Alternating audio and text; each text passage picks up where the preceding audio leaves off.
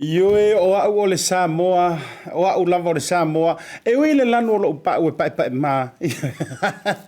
Ai le me fai lava o na whaangaloina o au o le Samoa, moni lava. Ina ua 5 minute wa te nei le tu lai li mai le taimi, a mātou nei ni usile nei, hea, ma le tau tua foi o le onanga, a lau Moana TV, pa lau BLU TV, ma le tātou. Por kalame fai o le nei vai aso,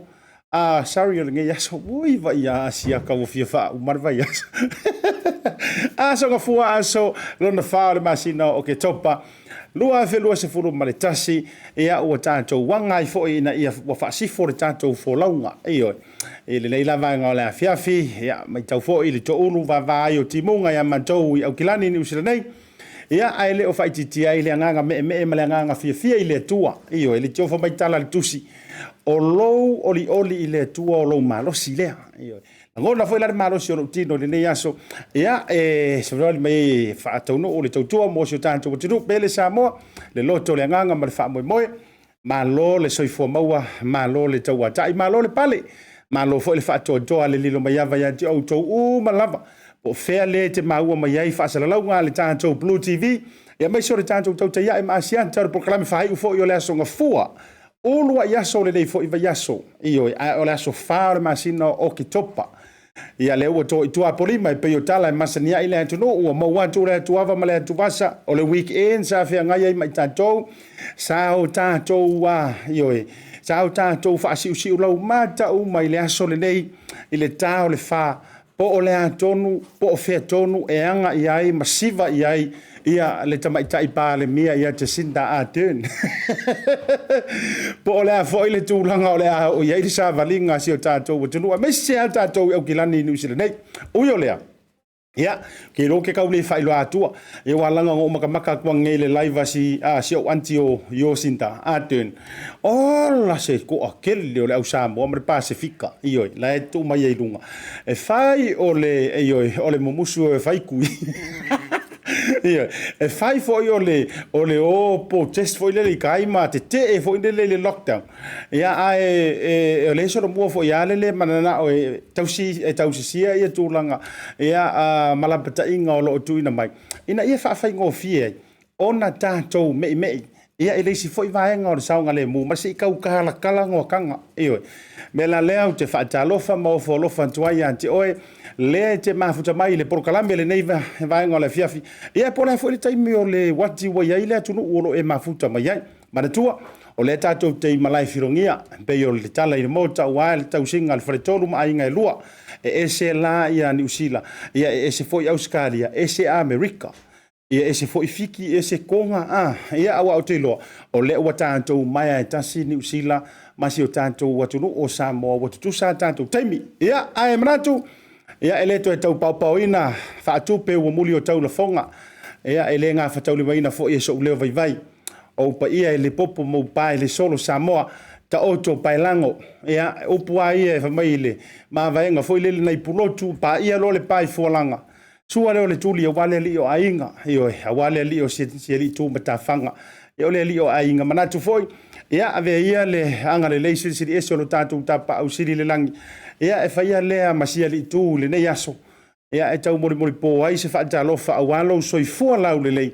ia me se foi o lo nei o la vai ele nei foi vaenga o le afiafi atalo fatu mo folo fatu ASIATA ma proclame o tau ia mo oe ia me se o si o lua ma se au fanau ia po oe foi le ke mafuka ko kas ia faia o le soifuanga wa masangi mafuka ko kas ia on ai pe atalo foi feo yo le tala le lei fa fenga ga taulangi mo tau Faletua ia me se fo yo le mali o lasi o le pai sina o le nga luenga le tua ia i ona tafa te tele o le fata fai taulanga i le fata fai taulanga ma lo afua ai la o maua fa aftai le tautua i le tua fa aftai tatalo o te loa o atou te talo o mantalu pe le seunga e uia o le tatou te tutu mau i le level ona tolu level 3 le fata amai atu nei ia le fata le noanga o le fionga te mai tai pa le mia te senda a turn ia ngata foi lea o ila tou o le matanga luenga o le soifua maloloi nei New Zealand nei ia o lea ua toi tūlanga mai eisi o tātou wa mio o toi whaupopo atu le level 3 ia e uia ua kauka la kalanga i ngisila o wakanga e se mai la le level 3 le la kako folau o koe kai miningi mai le level 3 le amaka koe anga le lama fa solo itua lono wingo na nei o le anto e matala ila ngisi o kanga longo winga wa mafainga alo ya siro wa inga iyo mafainga alo ya siro wa inga ai pe sale u fale longo wingo ka ko o le a faita to lulu nga lima I fafor ka paka a ganga nga alo ya siro lo ma tu la to welem fan no fatasi mtu langa fa pena ia o le ai fo ile talanga fo ile lem fan ko wo avela u fanga u paka iyo fa tau o tulanga fa pena la kau sa o le nganga li ayo sa o le nganga li siro makua mai pila kau pepesto e ko me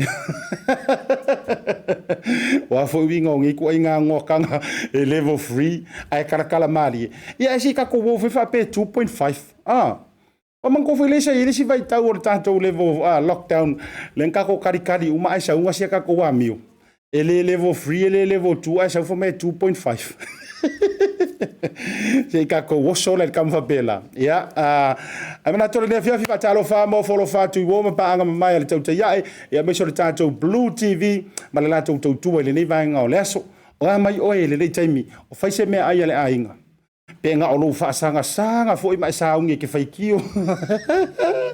le vai la sa ungi fo I makua I kau ai mai au pomu sa kia o fa se me ai mai se o ele tinao le ainga io o fai se kuka manon ngi fa tali eita ma nava mai le nga luenga le yaso ia po o kulanga foi le lor va nga lor moenga le no so ai ta mau eta o to ai le o to foi mai lava o eta o to ia ele a fai nga pule a staff nei le lao na sa ai fai mata tu la io ko pe yo vai mai ke uma ku io lusi a lo kingo me lo ye o fit ele yu mi anga ku le ir ka mano lockdown ia au ko si sila mai peor vivengi ko por la capilla la fa atalo fa so sunga Ia o la lo ko finga officer. Ia se usa ya officer o le awao ia po le ti akono ia po le o le lava le tulang o taulanginga nga ia fatalo fantu ASIATA ma programa ia sunga ia se fo o le tautonga ia famanu ia tu fo ia o fai poi pori ke o maolo fa monga nga sakala mekari a talo fantu le fionga ile nga fatasi ia fionga ia foi mono anai mountain anai ia mare tautonga fo ia Sahara le mafuta mai fo ia ile le vaenga amu ia o ro e mafanga a talo fatu ASIATA ma proclame le vaenga le fiafi Ken and Mary Faleali talo fa lava malore soi fo maua malore langi matafi io e tentununga ro pisi lava lau sunga to ina o i lau sunga ti akono ia itulanga fo yo fai valo fi ao ia wale tulanga o ingsingi yanga o ka vale io ala ngole o tatou to e o talatala ni sino tanga no winga ole am faifenga mako ko va kuma ka vale lo mota malo le on sai loto no ma to ma ftanga fa talo fatu ASIATA ma programa ya o to ya nga tai le to fine ya tali ilangi se ao lo malo io le mafuta mai man rewa me so le Thanksgiving's creations pa te tele mo le maftanga le vanga o le fiafi nga tele to fine a misileti la iti prefeon Faletua ya ma to maftanga i la lo manuali pata o mai o to le vanga o le fiafi ya me se foi la ande Lucy mila ma le vanga ma to maftanga ele tato tele yo le ele tato wa fa tala noanga me se foi o se tato fa pitoa ila o malo ya wa foi fa la wiloa ya se tasi fo yo la sanga wo o ya ile tato to ta ya me se foi to tu tonu mo o ya matato u malava me se la langi e sina ya va no fa ngalo nga fa pe o to sa ilia sa ngalo nga security io now ta u ya ele o kama fo ele ke kuku le train le ke kuku kama ia mo ngalo nga security fo ie corporate security ia ona e message mai la ia le ile TAUTAI e po le BLU TV o lo mo mia ele company ale UP group security ia ni tangata e ia yo lanto le sene le leile totongi amanta lua se furu lua tala ia ai fa pe ke sau malo tu ai ngatu mai ia male level fo yo lo le senge e ma fai fo yo na ia ile tu lango le fitu nga ina fa pena maria oh ia wa isi skula ki e vai mali lili e ko furu anga lus furu ai oro ia ina ia vanoa ia mo o ele te fia fa nga security ai ia lo le sene tau tele io ia a fa pe fo yo lo e ia ile to mai ia te oe ai wa expire lo le sene mtulang fa pena ma faila fo yo na episode tai mai ia ona tu inantula io le numera ale UP security awa ia se ava no fa nga mo oe ia lena nisi o tatou fasisilanga o le atu inatu pe amai ia le tatou faatala no ngale amnatu na le tatou me ia i tatou faapitoa Pacific Easy Money Transfer a foi mai kolosia kuloa ia e le Faletua ia Vai Fatilua le mafuta mai fiti ia se faile ma fa la wiloa le ia la ko sila i foi tulanga wo ia o nanga le TAUTAI pe amai le tatou faapitoa O le whaamama awenga le nei ma le Pacific Easy, mo au tupe whaamumoli sa moa, au tapu ni ai ofisa mo le whaawa yaso. Whaonga nei lola na waunanga forward ta ua, o le direct transfer. A whai wa yesa membership card ma e whaonga ina le internet banking, o le matua i whaingo fia lava. Na o le tipose mai lava lau se Lene ni matua account, o na whaatino leo la foina o lau se Lene mo a inga i Samoa. E ia inga i tahu na whaamalia ina. Mo nisi whaamatalanga i le nei au nanga fo. Bala au le telefoni o valu se lau o tasi o nono. Po le lua fitu ono fitu iwa fitu wha. Pe text mai fo ilo suafa i le valu tolu o. O te i vili mai tina to make mai New Zealand mai vai lau talo fa matale e la forma il telefoni pe avea ya o me pitsinho ana ia talo fa matsa ya wai te le tawalu se ofisa voi le se te tala lo ofisa mai ia so sa so no puerta o ele sia so sa so se faro loa fa ingofie a me se le telo ai malo telefoni tai mi uma o no winga na na saua le talo fa matsa mal tina to meti sa o lo faro loa seki talo fa matsa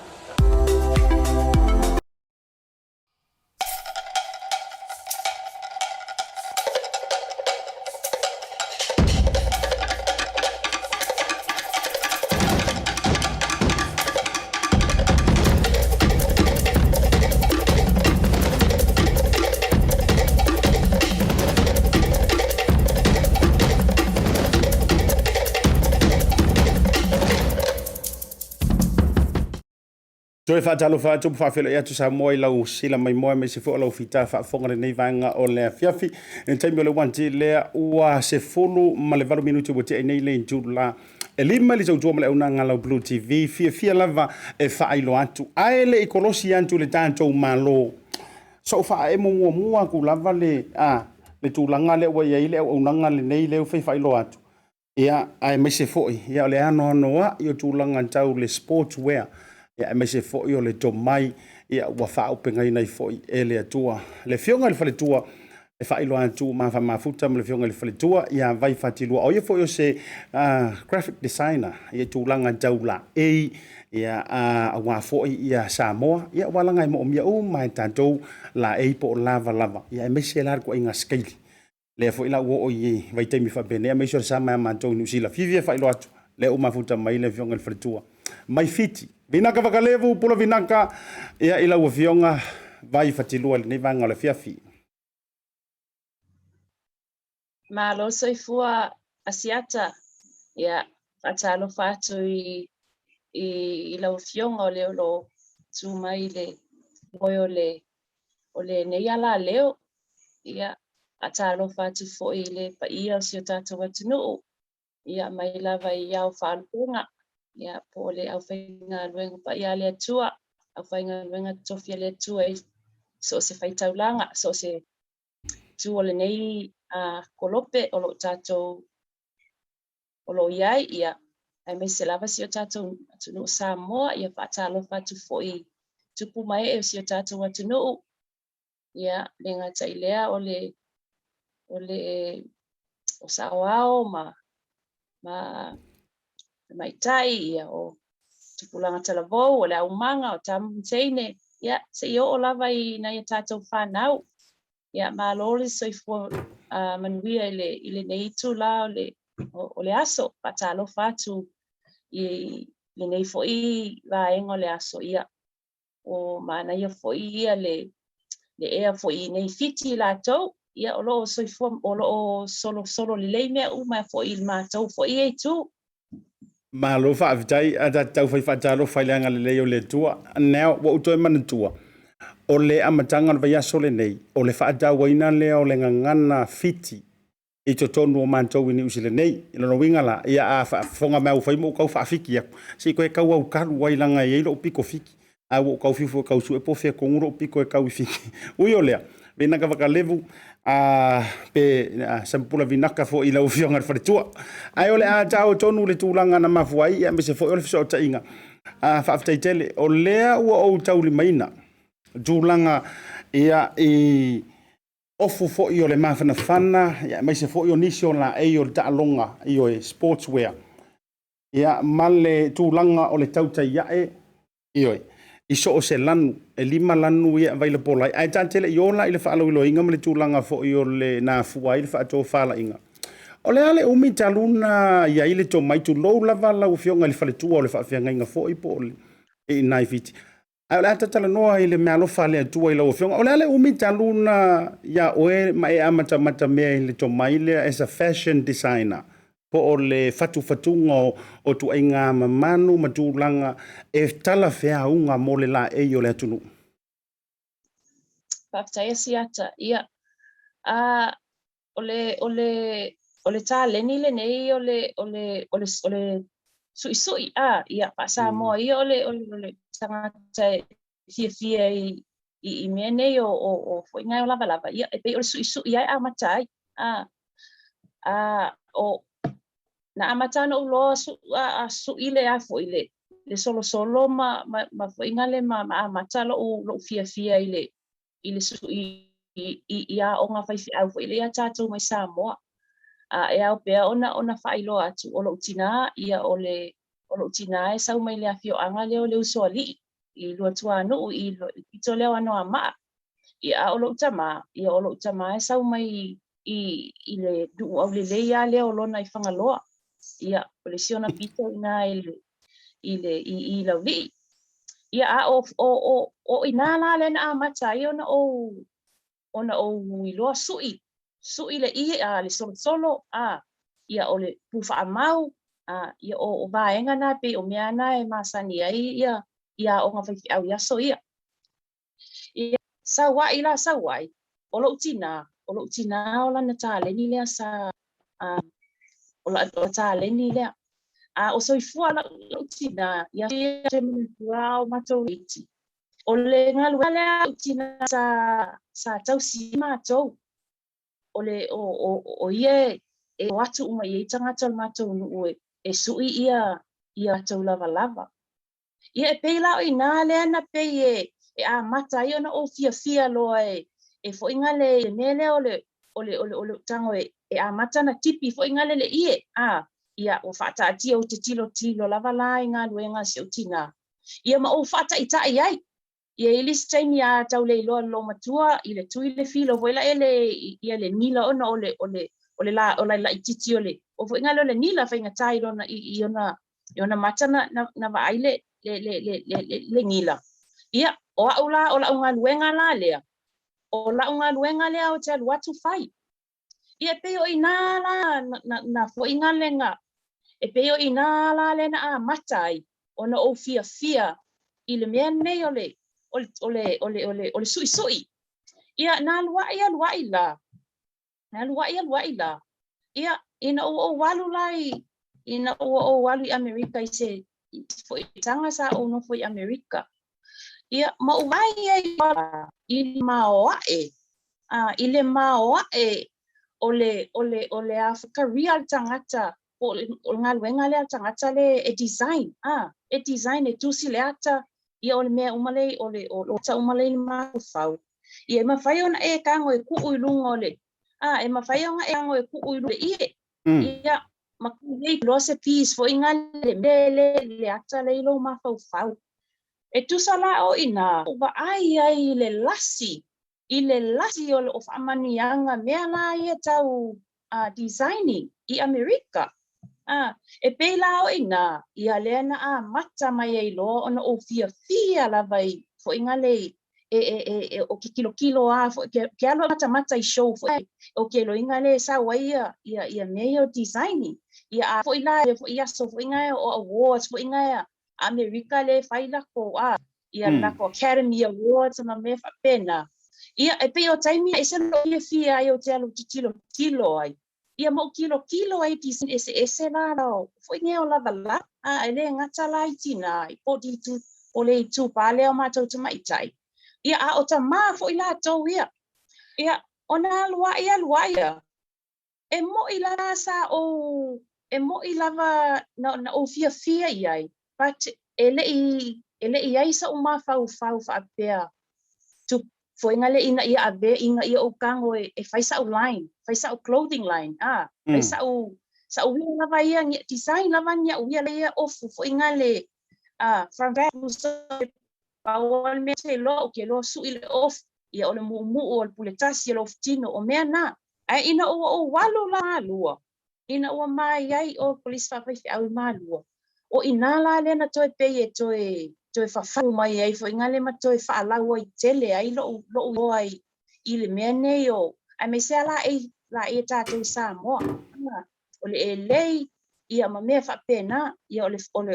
suinga o le mu o le oftino mea o whapena peila i le pe toe whawhangu mai ai fo ingale i ngalo fia le ai i mea lai i mea ai mea tau design Malo. Ai ina ua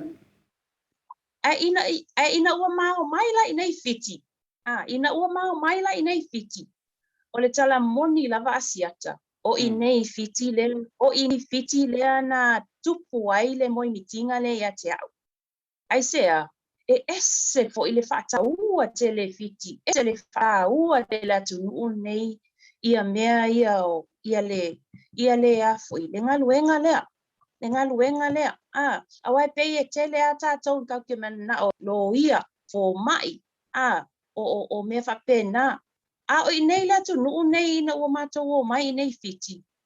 O la ua pe e tatalai fo ila ai. E esele na ui o tangata i nei. Tangata ini tia. Tangata ini tia le tono nei fiti. Ema tangata fiti fo. E esele ma naia i o le. e sere mana ia male matango fie ia o le nau ta inga ia tangata anu ule tono fiti. E so o se mea e fo inga le e whaatau e fiti. Ia e o lava I meo o fo inga o fruit I lungo le au wala. So o se mea, second hand clothes, so o boys, o umamau mea, ia o talo, o fai. E o lava lai mea e tau design, e design la lato o le lau o ai e loi nei, e mo I lava I Samoa. Ia e peo Samoa na te whaalongo o mena, ma le tab, Pacific. E peo o fo inga o tangata e o ia peo o fo inga o designers a nei e lua. Ia e peo I ngā le na e mo I lava ai le to tele I tātou I o le Veronica. Ia mai na isi ni designer si Samoa. But o I nei na o sau I nei fiti. O I nei la peo le o toe au mai ai loa la le mena I lo loto. Tango loa lai faile. Le la tango e faile me le designer, to become a designer. Le na laina a matalo ia. Malo. Le mitinga le. Malo whawtaia vai ona o le tātai me ma le tūlanga I lisi au whaatala noanga. Ai o te role ata o walanga au e saunoa. Sa tu ina tu lungo le tā screen ia le tūlanga o lau clothesline ina ia tau whaata masila fia mamalu lau tele o le atunu. E tau te tala noa lo ia fiki. Ia, whamai lesi ko inga mākou sa vai, mo uma pisupo. A walanga o le tele ana o design le lei, mai se leo e tā ua le mena, e pei e paui o design le o mai e panga kukusa makama fo ile e veni sa moa matulanga whapena. Na ona e whailo mai au le ingoa o lau design, a wafo ila tau o lo ilunga o le tātou prokalame, ai mai se na i o lantou sa ili ai mo lantou sila fia, ia kanga ka kongu ai ana ia le whaatatara noa. Ia ma se tātara noa loa I le ona o le tātai mi wa uti. Ai se tātara noa I loa I le tūlanga o le wa utau li maina. Ia le clothesline vaenga o lau clothesline po le sportswear.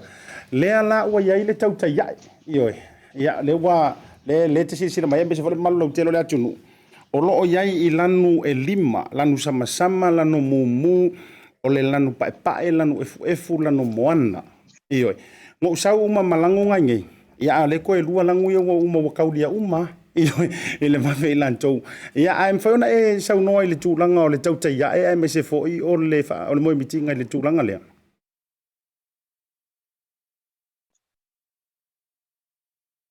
Ia, Ai ASIATA. O le atao sa o loa I le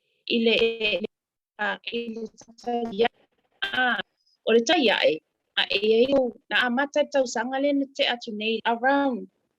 Taimi la nei sanga le te alotu latwa lotati. Na tala ai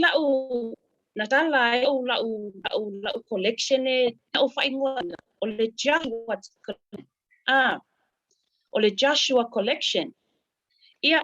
o Joshua collection na, pea nawa o sila fia e tato watu nu. Ia, o fiau. E tusa la, e le I mela no umanao e fo inga le e showcase ai lau ia clothing line. O versus o le tuspa ia, se impi le ingo la collection o le Joshua collection. Ina ua umalala Joshua collection, na ufa apea I loa, o le o tau mawhai loa, e faisa wafoi, faisa sports collection, o na o leo loa, e mais mo le sports collection, se a ona yen designers la te, ako ke ngale, o I e faile sports collection, lela, ala ai loa, ona o sau ona a mata lona uma fau ingoa e pe o le mena no a mata no uma fau I se ngoa le o se ingoa e tala fea ngai mo le foi mo le collection le sports o le ingoa la le na au mai ia te au o le o le tautai o le tautai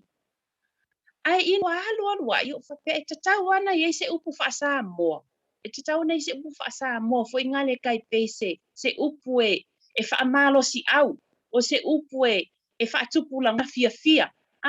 le ala na lai lona tau lo ye lo ma fa le tau tai ya e fa popo ye la e le tau tai e fa ye lo ma sport collection le wa ye tau tai ya e ASIATA Malo whaawitai o manatole umanino ia lea tunu ona o le tūlanga le tātai miu te lo fo la atu mana o i whaalau lao se isi vaenga o le nei vai aso ina ia whaalau te le tūlanga mātanga o fie e tu sai ia o le fupatau nu umai ia le tautai ai ia o le a Samoa le auto si sila mai lava di tūlanga o le whaalau i loina e me se fo i o tūlanga i le tau o le mtua o le material lea iai le kamalea e o kousi sila mai e se foi la le tu ai ngale e to tonu e se mai fafu e mai era mai kamare pe kaulangu moanga le e fai tu ai le e se mai la le ia e foi le e se le material le to tonu kama foi la le ke fiu e vau ke fiu e ngu ki ka fa afia fa se furu kasi ia ma ele ai lava se suinga pe ile tu langa foi le pie mafunga vange ma nei ai o le material le off ia aleana le o tau no mai fo ia me se fo le fa la wilo tu lava mo le hotel ia ai lau fionga le Faletua ia ono le tanta mi ia ai fa mai mai lau sau no ngai tu langa o me se fo yo vai ngole le ama wai le ta tau ta ia e ma ia wane ma lo telo le tunu ia faftai tele lava ASIATA mo lo o vanoa faftai lava lo o vanoa ia o le taimi nei ona o le uti ta taimi ai mo le ta fala wi loa ia o hudis tau nu atu inai i New Zealand ia o le afa tau le ona o le o sizes ele i maua mai sizes la popo 2x 3x 4x so o na maua ia le size large mal extra large medium large extra large ia o le size la po na le ia extra large e o fia a 2x foi ia it's a fitted ele lucy but it's a fitted size the 2x o le sile o le vaenga le na fai mai ai ia le kampalena nen sawele okal na ai mo time ne ia o la ua indila ia o lo fa ifionga ia ia mo i la to uma lo lalampa pa ai na New Zealand ai mo Australia ia o le la foi ua available i taku swedale tasi i Australia i Melbourne o le fale o loa la ale Island Praise Store ia o le na o lo Island Praise Store i Melbourne i Australia ia o na la o lo available ai fo ilale ia le hudi le tautai ai mo la fesi o tatu nuu ia o lea masalo e tau nuu tu i na ia ASIATA i na New Zealand ia tatou mitiafu masalo o le fai ungal masina fou ia o mo tatou krisimasi ia to kasi le masina ia so dema expect ai la ia tatou mitiafu i na i Australia fa so tai fo ASIATA ia fa pena fo i New Zealand ai mo Australia ia e maua fo i Melbourne e mawhai fo'i ona e so tai mai le pōkawa o le ingolna o lau businessi online business so tai mai ia pe so tai fo'i le tautai ia ASIATA ia mo nisi whamatalanga pe a whape te fia sila fia ia pe fia mana o fo'i so ia o hoodies ia mitiafu ia o le a whape na lava ona tau mawhai lava tau sport e whengu sports ia o le a ta whaila in pre-lungo ko le tatou o le tau ia mo le nei taimi ASIATA ia mo le atu lau whawhitai ma lau whamalo i lau fionga ia mo le a wanoa fo'i tuuina mai ia e whalau i loa tu ai fo'i ia niso whanianga ia me se fo'i tā leni o au mai le ua e whatani nai tātou whatamau a inga i nai lo tātou whatau waa ia whamania tele le tuai lau fionga leo lo tu mai le foi o le nei foi ala leo ia whaftai tele Samoa lo whafonga mai whaftai tele lava ua vanoa whaamanuia te atu i whiamunga luenga matiuti o lo toi nei aso whasoifua ia whaafitai. Ia, manatua la ata avia iu taipai ona e whaamatafi, whaafitaitele, ia na fu osila mai mosa mom whaafonga e te maua ia te au nei mo mantou ni usila nei e ke omi mai ele ave fua e yeilo na tau. Ai, ole a whaakasolo mai fo pe ona saunoa le fionga le Faletua. Ia e o turkirisi mas. Ia ua ofo itu langa o le la eile ke adu e whaalia le yo maso il paka me tulanga whapena. Ai mori taimi nei, tāte toi whelonga mai. Ia whamanu e whaile atua le nopia ia i nā tunu ui whiti a me selo le songa le whawhiangainga malpa i o le ekalesia ma uto umalava. A uli tia le atua toi taimi o le nea fiafi. Whasoi foia. Whaafitai, whasoifua. Whasoifua. Ia le nasa moa le fionga le Faletua ia Vai Fatilua. Mafuta mai ia koneti mai la vai fiti suba I fiti ia awale fa ala wiloinga tangata le leinga I sa ili malo ioi ele ngofo fo ile moi noa pe ia sa ili fa mai kele me fa mai tele tulang ioi ia awale anga I luma ia me se fo nei taimi wa kele inga online leo sosia ka ko wa mio no winga maua ia te au le tulanga o le champa lea ioi kaunga TAUTAI ia iso o lava se lanu lima lanu lo iai ia e tu fauna e message mai I la ua page ia po o le messenger fo el TAUTAI ia awale tu langa o lo fia silfia ia ma mole tua ianti oi ele nei vanga o le fiafi tai bora wati lea ua joe lua se furu minuti o na tale o le tu la e ono tanto wantu le fa lo wiloa ia le Pacific 40 ma le tanto talofa voucher foi mai o ma fa talo nanga ma le fionga ia Leaupepe Talai Junior Talai Lene ia ile nei vanga o le fia fisika ko wasiasi o ani whaapitoa moalo ma whanau a Samoa ele ngantou nei Australia America ia e mese lava o Samoa mo le sapa pa o le whanau. We'll be right back.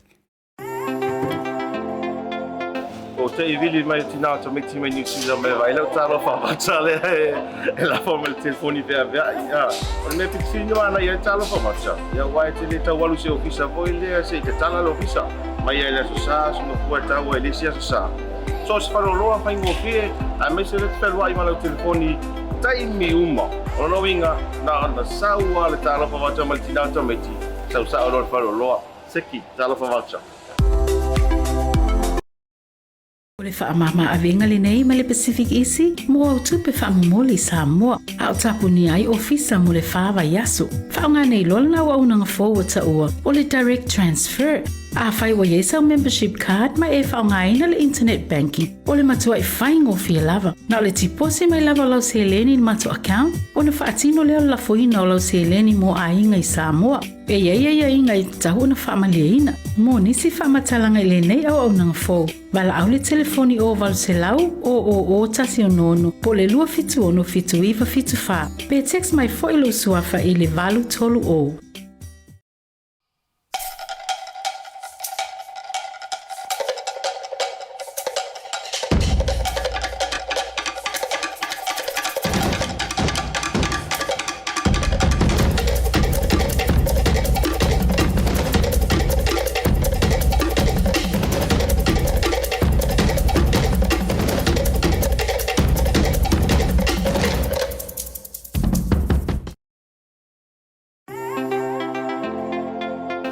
te I vili mai tina to make team New Zealand me vai Leaupepe Talai e la forma le telefoni pe avea ia o me pitsinho ana ia talo fa macha ia wai te le tawalu se ofisa voi le se te tala lo ofisa mai ele so sa so no puerta o ele sia so sa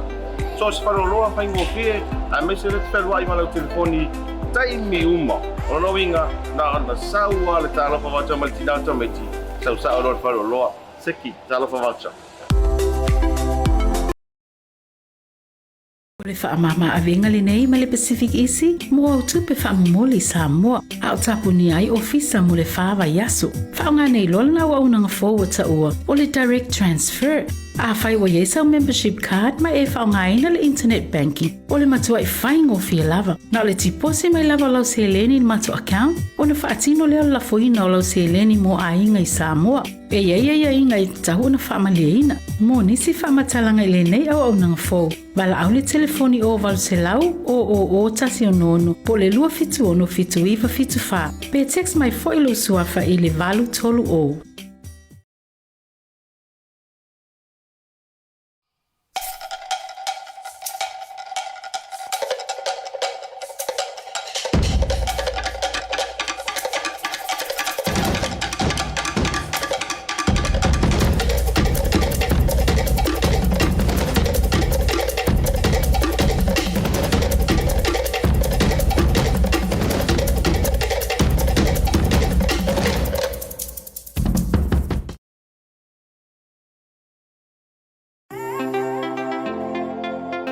TAUTAI vili mai tina to make team New Zealand me vai Leaupepe Talai e la forma il telefoni per via on me piccinho ana ia talo fa marcha ia vai te le tawalu se ofisa voi le se te tala lo ofisa mai ia so sa no puerta o ele sia so sa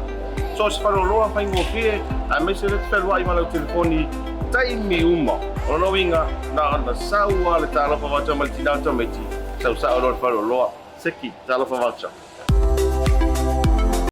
O le whaamama awenga Lene ma le Pacific Isi, mo au tupe whaamumoli Samoa, a o tapuni ai ofisa mo le Vai Yasu. Whaonga nei lola na wa unanga forward ta ua, o le direct transfer. A whai wa yesa membership card ma e whaonga ina le internet banking, o le matua i whaingofia lava. Na o le tipose mai lava lau se Lene in matua account, o le whaatino leo la foina o lau se Lene mo a inga i Samoa. E ia inga i tahu na whaamaliaina. Mo nisi whaamatalanga i Lene au nanga fōu. Wala au le telefoni o walu se lau o tasi o nono po le lua fitu ono fitu iwa fitu wha. Pe text mai fo ilo suafa i le valu tolu o.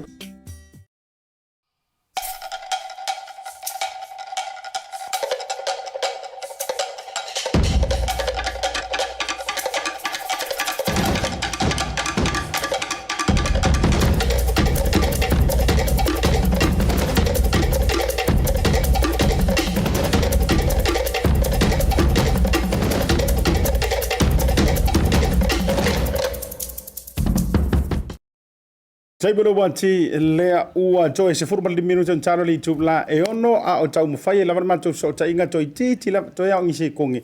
ona pale mai la yam to ai to no le fionga ia e le falangilangi le fionga la Leaupepe junior tala Lene ia ilunga fo yo le ma fa tala noanga ia se ia fa yakupe o le altulanga o le ai fa la wiloa mo anlo ma fa na we me sele lo to tamaiti ioi le fa fsili mai ia to tero la to me se ia tato TAUTAI ia ma le jambas le ua maua o le taule ia ia e lima se furu lima tala ioi lima se furu lima tala le tau ai a fa pe e fa tau le lua mo fa bitoa o le santa maiti e alo no winga e se lauta la i jampas e lua ioi e ke karikongo iai pe e ioi tango iai le tūlanga o le branding le iai a me se fo le material le jampas tua i se kueri palengi wha kukusa lava ioi manatu toi au se anga ona taunu ula ia po le fo ua pale mai le fionga ia le wharengi le se kakukolosi ona foi mela ia lea ia avatu le tātou whamalo ia monisi o taule o taunu ununga le tātou programe ai tātou so tainga whatalo whatu i lau fionga i le lipule o le tātou Digital Pacifica ia erenga ta foi leo le tātou Pacific 40 ma le tātou tālofa vauja i le neivaenga o le afiafi. Ia, ma lo le tauata i lau fitalainga ASIATA a mai se le tapo inga malu le pai o Samoa o lo mwhai ona mafuta mai le tātou pokalami ia po fia lavo o tonu New Zealand o lo whapea ona e maunga mai eila tātou whatatana noanga. Ia, po whawhatu fo i o se tātou atunu a mai se tapo inga i Samoa ma lo le whamana lo singa luenga a mata o le neiva ia so via le lofo le lii. Ia, tai mai lo tau soifua ma so mata wola. Ia, wafo inga luenga a mata. Ia, wale tau tua ina se o tātou atunu. Ia tātou whai whaatalo whai leanga le leo le tātou tapa au si le langi. Ngau kau maa wakalanga e kere yaru i koe peau whaama vai o si a kou au ioi. Le weekend ngai pe tele i awai atu iai. A se atu te whi lopo ile au le te talanua mai ai. Siko peuli ioi. Oi, ia. O talamonia ia siata. No vai atu lo hotel ia New Zealand. Ia, na te ia leo mo sa le fai tau tu si ia ma whanganga le moe ai.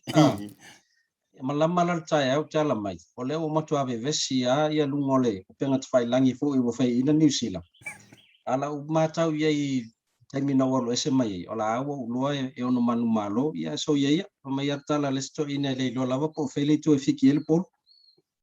Ia fa pena fo isa uma tamata mo oro ta boi wa tailo o le la ka karango ke isi vai riu le ka me e lo ta fa pito wa tailo fo wa levanga e solisodia malayo skopa iwe wa leva fo ina ai o le hasa kilo ia ila me se wa tailo na e to ya rule le ya ko maka iwe le malolo fa fo se ia si ko wa wala ngo we se la ngo ka po ya u ya wa ferika iwe eu ya ruking usila ela nga iwe ai o le asa usila fa le tamata alo fo ile le lo fionga na Leaupepe I kulanga me so ngai fa unga fa lo falisa ia o talonga ia ASIATA o la satu maua ia le ta alo Afrika vo ile le fifia to ki mel polo ia New Zealand a tonu e ta alo New Zealand la to tu ia nei polo pa u vo ile ia on fai lola ia na fa solo le polo masu enio la to ai li fa pela na tu mau te le for swing o le game plan Afrika sa ia sa fifia la vai fa solo le polo a New Zealand ia le fa pena suita alo New Zealand ai ia va no wa attack fa solo le polo ia va no wa kiki fo ala to tai ma tau ia e dei longa na fa pe wa tasa sa o New Zealand ta alo mai la vai I ta longa uma ia o le foi sa na ia swinga fa marolo si tama ia mai tama ta alo ile ta longa la ia e fodinga mai la foi si sila ia fa ia onga ia ona ile na paule o ta longa le fufu ia o le pe fodinga mai o molo le malanga lo na ia lo ia engelani ia po farani ile lato northern hemisphere tour yo no winga le tam fa ia onga ia lava taimita alo o ilato umalesa avatu ile il tamsanga le championship ona lawa mauti no sampini ile ia sanga nga foi le fa pe o lan tam fa ia malo ia ai tau foi na tam fa ina ia avela no ta alo foi si tama yo o tu lai ta longa ia la tu le sauni ti ai yo la felisi uma tama sauni uma ta pe ka wa ka kangia mai foi le pe foringa mai nga ko so nga kwa ka alo au ko lo to wa man malo ka mi sanga au yo le ia te na mantuama o mia alfa ya inga le la uia antala ia mana utilo fo ile talonga deserve love fo ia Afrika io deserve love Afrika lo la to manu malo ia il tulanga tau sui ke isia ka aro Afrika mai le talonga mo fo ia nga lewa ya box fakusa esa o kala ka me nga le box fakusa wa atudi al talonga nene na telele va no na run nai polo a Afrika tulanga sa ia o to vai tunga pe ia wa ka o tulanga le na vai ina vai me le au se ta o ia New Zealand a fo ia koru se furumi ngo ke le afa muli nga le koru wa ia New Zealand ma wai ai a fo ia wa tau ti ia la to line out wale wa tau lusilo la to confidence ma wani la to line out ma o le tele lava fo yo line out alanto ma contest uma fo ia le au Africa ia ai tulanga ko si sila ile to fa ia onga io ia ai ale tulanga ile le liki o le se fans ke le liki ai no o matamata no fia mo io ile aulena pe wa lifa ia ila tapo ingo la ka vai ku ngai ka mai ki sa mo fo i fo lena lena celebrate mai ia ola se o la o pe o la pikia ASIATA la au masalo la savali nei le valu tau sanga e uma lota mi sanga voile ta ele lon mato au ai holiday wa o te tapo ile aule le Newcastle Knights ona pe yo ina ya lupe malfata sanga ya sa no foi na te mi la onga yo le ala le lo tapo ya sa le le au te mi na vai te mi ya la ulio Andrew Jones Matthew Jones sa ta lo foi chan sustai is vai te mi fo ya nei te ya au ma tu la feta la foi na le mi la rebuild i wasu e malo ayo le o tulanga vo ile talonga le grand final na umat mantua au tilo la ule South Sydney to sol area le o Sydney peo inaino no foi il to telo tangata vo ile pe ta wala to pito le east o le north peo inai ile au bal off foi la ya au il south ya peo ina pie tau yirvanga ile tau pie tau au tilo faleano ye ale se vanga le tono city o al city ale ye South Sydney au tau au la Penrith tu sa peo mangele nai tono New Zealand South o inale no fo uma pio le west na no fo uma to telo la Pacifica mi sala Samoa o le mana ya lo le malo Penrith ana po wa tau mo wele lo to wele ai mix la na yo tatu tanga Samoa pe yo la wa malo ato se tatu watnu wa mo se meta to te fia ai e fa yo tatu fa no al fa mai o tatu fa no fo tu langa sa ia tatu fa nga pa lo to no le vesi ya le la malo mai la pe yo le malo to Samoa e yo Penrith ta alu pe yo le malo to Samoa ya ma fe tau fo le malo si au le wa le fo fe inga tau sanga tende ya le la uto ma tau sanga ne to le ya ole au le wa ye tamai ti Samoa ye to le wa fa maonia e mai ole ole le ta alo le tanto au le to Samoa sa ole ya masalon tau no le World Cup le na tu fai e masalo le na le to lua ona e masalo to fa e tamai ti na to no le awa tamai Samoa sai to no le awa a Penrith le na ta alo ma le ole nga ole sau ole tele a te rom luai e fai ma ampasa le to Samoa to no le Australia fo liti pe ola ave ma wala fo ia ina mai fo i mama fo fo isi tama Samoa la isi au e o mai e tam fai se tato awole ale to Samoa pe al fenga le no fai fo ile to fa fangu mai le awole matema tonga mana mia fo la to yo sina me va pena ta fanu mai tato wa mana ia ole si highlight mana ia te uma ile o tanta noanga ia wana ngaru kau makase vai ia tau e fai tapisingis ole tulanga le sa propose ai se tasi o alo le tunu le wingi pe le o pento Brian to sorry le sa umaenga ai wo fate ia sion panda partner foi polanga fiance ina ua kakangi makuli vai o ko iyo alai singa mai foi le palpala le mata foi le to mal ta longa la fale ko iyo e kakangi makuli vai ai propose mal tamalo ya olai mai mo le afe mafio ila to sa mata fa mata Leaupepe foi le kaimi foi e ka alo e fa mata ana mau le ava noa e ono tupu se me fa pe la o foi si kaili o le vaenga le o proposal ASIATA te loa ana fa pe vo ya e on e tam fai tu langa lai panto ma level tu pepe o panto yo la me e tu wa ya le nga o tato vai tem ya ele to tuli lumo o la to tonga vo le me tu mo tangata e te mo ya no te to tuli mo morta marte ne pe fa tanga fai mena wo vai le kele o le sikeli o to inga proposal o ye kaiming ya au te lo ele i sa o i karan ko inga foi de ele i mangeso le wori i ngi faka amu o yo le ya congratulations for i le ano le tu no ya po le fo uso tu sai fo ya kalia le le siana mana mea ya ma o te lo fo lo ma se kai mo se fa boi ponga kele e ko fo ni ko o re sia woni ila yo ya ai ole da o mai lo i le tulanga o le ta o nanga ya me se fo ya na se va inga i le tulanga o ya ile tautua le Pacific 40 ma le tanto talo fa vauja le fa to announce le fionga te mai tai pa le mi o New Zealand ya ina i tulanga o mo watu o lea o tanto tu maula vai le level 3 e ui o ya ina i no tanga o talaia ai se vai sa no ole ase tulanga afia ia me se fo yo le au nanga le tanto company e tu sa yo vainga le boyai Partai ASIATA e tonu le o fasisilanga fo ia le tamai tai pale mia tu langa le tu mau tato level 3 o lono winga ia o lo tu mau pele no fo fali ma fainga luenga mai ele to tele ele on faio na ole fa na ile aonga ia o lono winga o to tele level online level la afanga yo ia twai ia e pe e fata wi le fo mal tatu tua o le la vai Fatilua tu la vai lungo tato website ia tato pacific40.com ia nai mfai ona mau mai ia au nanga ese au le yo se tala tapenanga lo tamiti ASIATA masalo nau sisile for tato Facebook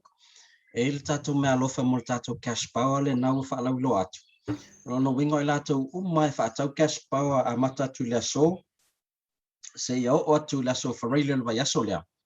ya la to mana la fa tato sei ya ole a inga man malo mai la fo il tato company le cash power to se lau tala ya e ola ile la tu power ya masalo le ola tu yo ke to par wa tu in November ya pa le via na te sema ai tasip tato fai longa tolu se lau tala cash power ya ngava ya la to ya ola fa tau ya la tu vouchers amata tu ila so se ya pa ia la so for real vaso le fai amata tu sei tono la sefe fo ya vena fa mama venga mo se ainga fo ya la sefe la no se Lene la tu cash power ya mo nei masina ya me se fo le masina fo ya ole leile anga ifo per tato cash power ya pe fa so ta ifo tato officer ya pe afia man mala tili fo ya ingol tato fa pitole na lo tamiti ya ASIATA ya o tato faloloa nei mfaiona nga ya la fo le voucher ole Eveni Carruthers, Big and Small, Body Shop, ia ole CCK, tolu ala to faloloa, ia maltato faloloa na J-Land nai Salufi. Salopo e tau silafia ASIATA, le sa ile music hat yaso ia. Yes. Ei mal la fale ngol fale video na sa ye tuena. Le Mad Mouse ia. Mad Mouse, ia. Le fale video le sa ina. Ia o te tonu lau ina e iai maltato fale ofu lea le J-Land ia ele leilo asiasi le Facebook al J-Land ia ma Facebook tato faloloa na pe faltau ainga nga i e faloloa sila lei ofu se vai ia wala va oloa te unga ese e manna oi ia na a maua ina fatau ia na ona message mai lava tangata le New Zealand po fe lavo atunu i fafole ai tutongi atu ale voucher temina e maua temina mafai e lot fatau ona to tele ole vili mai fa mai e fia tau le ofu le vai atu Facebook fia tau se vai ya ele le ya face si samo anga it falo lo vai mo mena na mi lot tamiti na ona vili mai atu mai pe fia tau ole voucher fa atu ya ona soswani atu le tulanga na malo fa fetai ma tango fia sa ole le yo te fa bobo fo ile tulanga le lau saunonga ole si vai nga ta ole wo lo fo e fa ma avenga ole fa yo tulanga na ali for kanga kai ko kongo le fa le olo wa mana tu sa mo le unanga le e fa ya kwa ngei ma wange ya ile temia le tu mel tangat ya ole ngei fo i vai ka so fuanga o video call uma me e ma fa yanga e video call mai ma ala ai rumor counter ya ale o ko pe ko ma ili mo tangata i fa fo nei ya wani tongi no tulanga lo fa tau ole ase tulanga ia na tatou fale ainga i Samoa George's Pizza ia me se fo tulanga o ni to na i ma vainga fa pena o ini tatou fa pitoa me se fo oni si o nanga male official tourist ia masania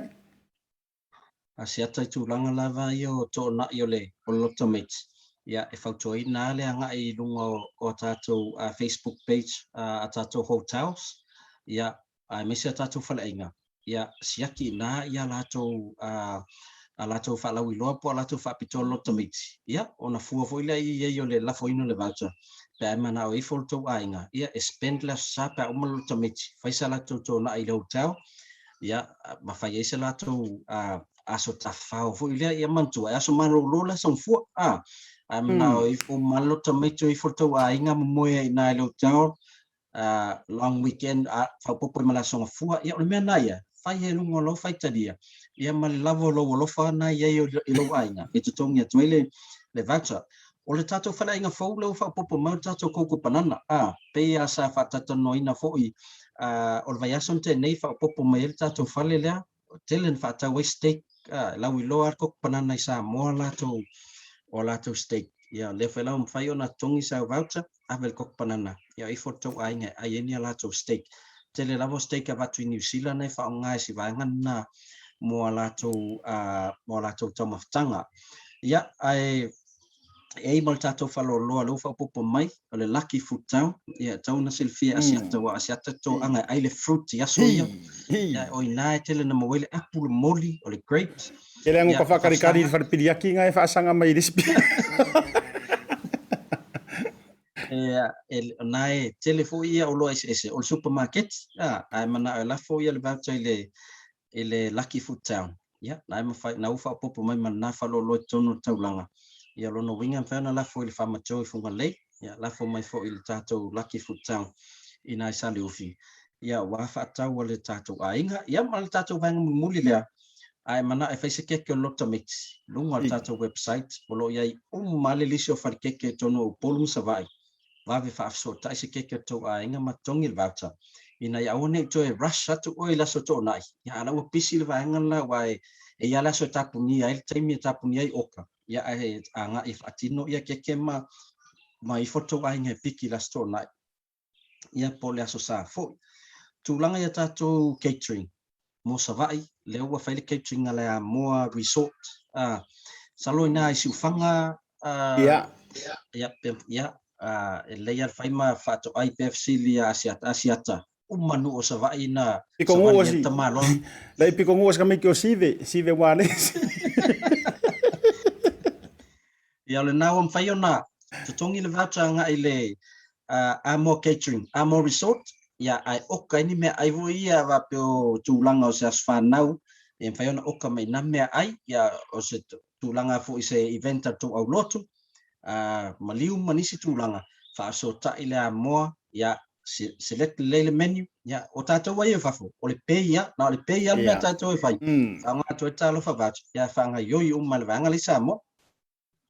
ma lo fa fetai ia mananto le o tele mamanino ia le fa fonga fo ia sa mo i tulanga o fa la wilo me se fo fa bito ia manatu la fo tu le amanoa le fai o ta ono ta mi fo ia fa mai ama ye sau noanga ia me se fo to fa manatu ino ta to fa piko ka ke le ngi ke spo ko lu se la e anu ia ka sanga fo ri pa fa penga kasira ka mo di o le se va mo le lo e taime e mawaloto ina kaspawa pia yana te ya le wola moli po atoa molisi aso wone te pia ya ai wo manatu fo ile tato company ya e tau ona faina ya tato fa manianga fa pia ya e to Italia to fo lang sua mai ale malo latunu ya ono latu support fo ile tato company Pacific 40 ya ma tato talo fa vouchers fa ya te fia man malo kaspawa to selata la fo sa voucher a matatu nei so stoinga voucher la fo sa mo alu loi mo to no tatu se manu malo kaspa to se la ila so asfarele o le vai aso a sau ya bonisi famtalanga ya po mana me fo so swani le tatu tautua ya so ta email lungal tatu Facebook page ale Pacific 40 ya pe val au mai fo le tatu numero o watasi o valu tolu lo tolu ia pe wala mai foi o tasi limon tolu fa o tatu numero na ia e halu fa solo atoa pe foi ia e velia asiata e tali mai lava asiata so se taime le au man po ia e sanga vidi mai le vor po ia tai la ufionga Leaupepe e tu sai o le ta fa pitoa mana tua o aso tofi lava ia le manto aso masani le male manto company le Pacific 40 ia me se vol tanto tano fa voucher mo fa la wilo e peitai ia sai ai le manto po kala me ia na le tau no version te nei ia le o fa o le manto special ia e to e fia manino e ko e mau fo ila le fa lo ile ile stofi ia me sa uni to ile se ina ia o le tanto cash power ile aso freile ia manu ia le tau mango le fiafi da to e talo no fo ia isi aso le neva ia so ia ai fa manu ia le to tai mo le fiafi fa so fo ia tai lava siata manu ne fiafi so fo ia alena le fionga ia Leaupepe tele junior tala Lene ia ma le fionga fo ia falute masania i ona matou va valua ia wale lantou fa loiloa mo le aso sa pa o le fanau ai mai se tele o nanga i sa mo ma business ua fa manu ye na tulanga o le o nanga fo ile io e pe o sa ngor ka malo pa ua mea o e ma o matatou uma le fai o le fa vanga fo ile o lau ako kupe malau kade o lo ye se lengi ko pe lo fa le lo ai ngai sa mo e li fa pia yo la fo si fo e fa pia lo wa yo te fia o e te lima u ya ele se mete po le fo ya fa pia ya o le wa le o nga o sa mo bu ta to le malanga ya o le mafaingi va ya sa ke le nga lu ai si mau tupi ya ai tau tuana fo ia fa ngai no le unanga le awana ya lo mafana fo se ta to no ma inga nga kulia ya fai alu e kulia chotis pizza io ele upo foi le o kele mai con o fongo ele intar pipi ele na to tele na oni so ilanto la ku fesit orga ka ko wanga le onga le chotis pizza io fe nga mo ya le na le fo wa fia wala vele unanga le al tanto Pacific 40 fatalo fatu morto tele o to no programme lui pesamino nga tailea o le songa ile elda somato kalesia elda 2 ma le la to foi ma futanga tu atatangi ya po le fionga foi ya le tutulia ya tu atatangi ya pe foi le tina le to ina ya Mary ya ma la to foi ma futanga le ma futa ma le fiafi ya mesi o to ma John McLean ioe so ya faron ke ka aru se aula ka lo periki Pauli te pessoa tupu matamua ma lole ma tamai nga te le sunga fata ta manti le lua ya mauto ma lava ya ma le taringa ya va ili la una fosia io malayo manu va ili ya fina wanga fili fo nga sava ima to ma tanga ma lo lava ana leone ya me se fo Julia Fono ma o John Leslie ma lole ma tamai ya ma se tato wa fa silanga muli le ia si kui foi lunga ia si mako papakiu le ia ono o vai taimi nei o le covid ia me se fo le level 3 ia o le kamala lea sau afia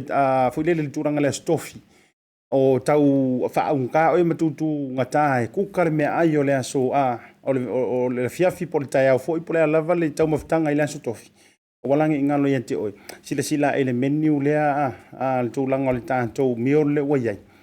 ale sunga ya Dennis ya male Faletua ya yo maka ukia lewo ventu eto o le sapasui ka ilo ese sapasui yo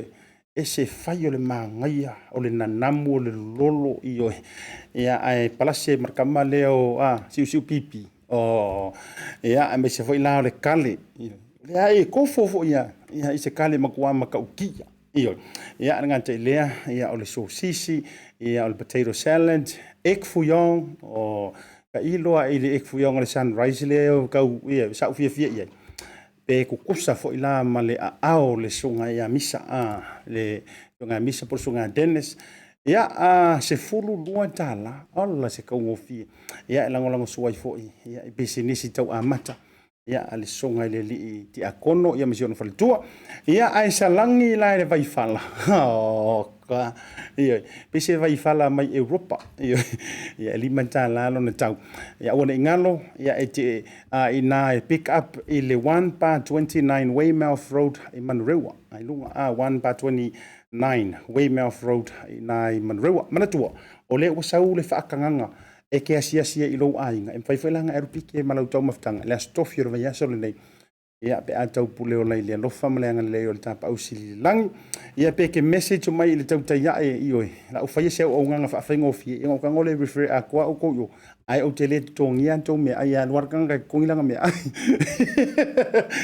ia mana to tau tai ele nai le va ngole fiafi sa tau nau la fo i stanto wa ha no male fionga minista o le fo maroroinga o kau kuri ka fo ming ska fo maroroinga i sa mo le fionga ia vala si tonga man kafi ia ele tali tonunga ia trosia le so taiao ia posia so le neva yaso ona na so tai maila na failo tusi matua pisi lava ia ila tou ia ile neva taimi ia por nei fo ia aso sa lo mai ia ai le faina le la sera manga o le tau tamali le nei vanga le fiafi ia matua oi lo tanto va matua upu oi ia fa pe fo wale o sa o fa le ino lo swafa ia me se fo o le tulanga le tanto programi ia malia fenole to family utanga au le tele tua matai tai atu lo so fo la sontaio tanto to e fita pa ile temi le fo ile tasi ile tao le lima io ai ese swinga ia fa ilo atu ai mo le terminei manuia sa mo la fa so songa manuia fo to tai mo le nei fiafi so fo me manuia te vili mai tina to make team New Zealand me vai Leaupepe Talai e la forma del telefoni per avea on me pixinho ana ia talo fa marcha ia vai te le tawalu se ofisa voi le se te tala lo ofisa mai ia le sa so mo ta wa le sia sa so se fa lo fa ingo fie a me se le per vai ma le telefoni tai mi uma ono winga na ana sa wa le talo fa marcha mal tina to meti sa lo fa lo seki talo fa marcha O le whaamama awenga Lene ma le Pacific Isi, mo au tupe whaamumoli Samoa, a o tapuni ai ofisa mo le Vai Yasu. Whaonga nei lolna wa unanga forward ta ua, o le direct transfer. A whai wa yesa membership card ma e whaonga ina le internet banking, o le matua i whaingo fia lava. Na o le tipose mai lava lau se Lene matua account, o na whaatino leo la foina o lau se Lene mo a inga i Samoa. E ia inga i tahu na whaamalia ina. Mo nisi whaamatalanga i Lene au nanga fo. Wala au le telefoni o valu se lau o tasi o nono. Po le lua fitu ono fitu iwa fitu wha. Pe text mai fo ilo suafa i le valu tolu o.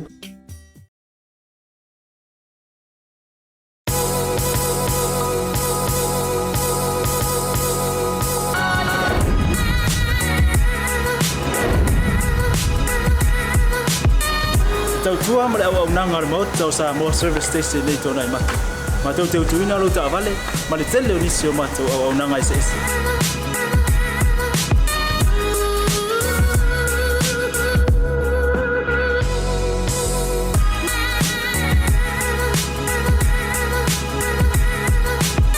Ai le ngata foile, ma tau te seke ina fo i lau ta vale.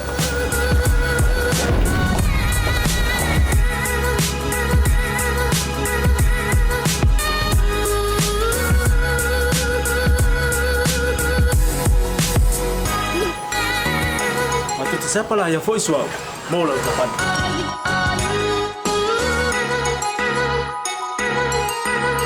Apa itu yang vai pa ulusa? Awalnya telepon, matu te siapa lah yang voice mau lah ucapan.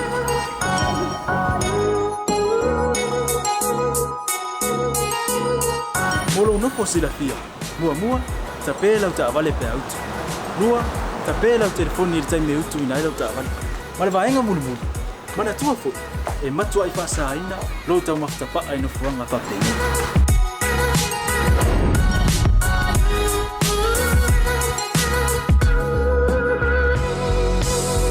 Hota Samoa, ore mahota mo Samoa. Mato te fia e au na pea mo o Samoa. Haftaile fia mai, we'll see you again. God bless.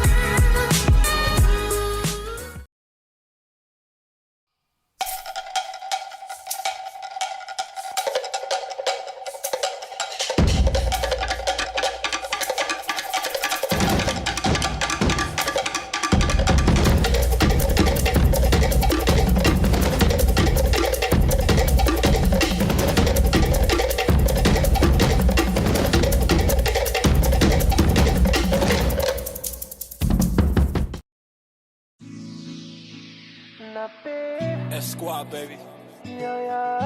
Rex, J Sands. Let's go. Oh, say I'm Martinez, say you are complete to me, I get you. By the way that you move and the way that you smile. Say, oh my Dorima, baby, you be giving your hand, I'll take you anywhere. You give me something that I never had. Cause you care, but about to me and the family. Say, why you waiting on me to talk to you? Yeah, I'ma listen what y'all say. Yeah, don't move in and come here. Yeah, they on the layout, dirty wine, girl, dirty wine.